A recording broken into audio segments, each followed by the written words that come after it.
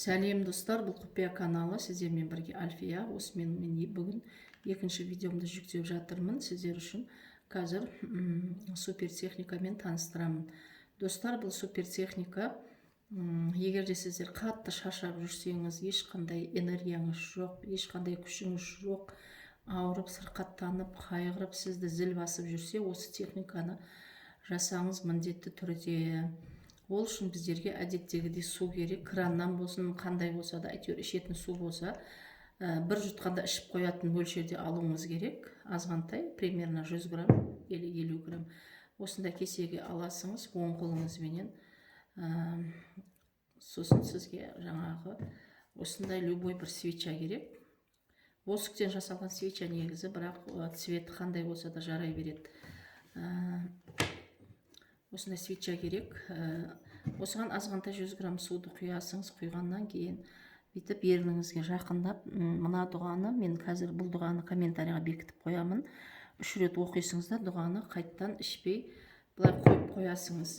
Одан кейін свечаны любой мынандай подсвечник немесе крышка бола ма, баклажканың, соған салып, мынаны бекітіп қоясыңыз да. Былай свечаны жағасыңыз. Мысалға свечаны жақтық делік. Свечаны жаққан бойдан мына дұғаны бір рет оқисыңыз. Ол дұғада атыңыз деген жерге өз атыңызды айтасыңыз.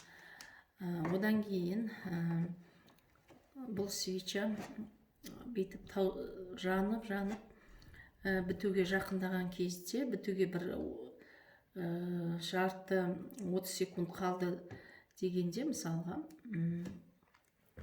мысалға сіздерде свеча жанып осындай қалып тұр бітуіне.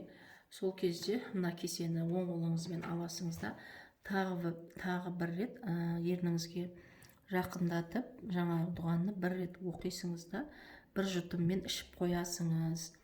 Ал мынау жанып өзі сөніп қалған кезде бұны бір қағазға, любой салфеткеге, бірдемеге орап,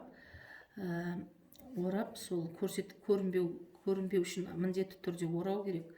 Қағазға орап, мысалы қағазға ораймыз, салфетке немесе матаға, қағазға бірдемеге орап, өстіп любой бір жерге тастайсыңыз. Ағаш емес, бұл кезек ағаш емес, жерге тастаймыз да, үстіне любой бір жерге тастап кетеміз, чтобы асфальт емес, жер болу керек.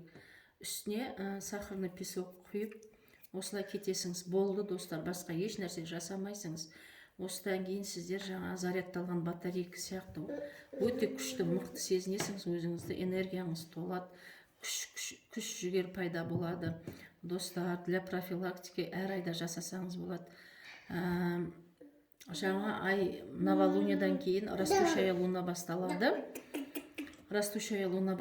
Сол кезде әр айда жасасаңыз болады. Сәттілік достар.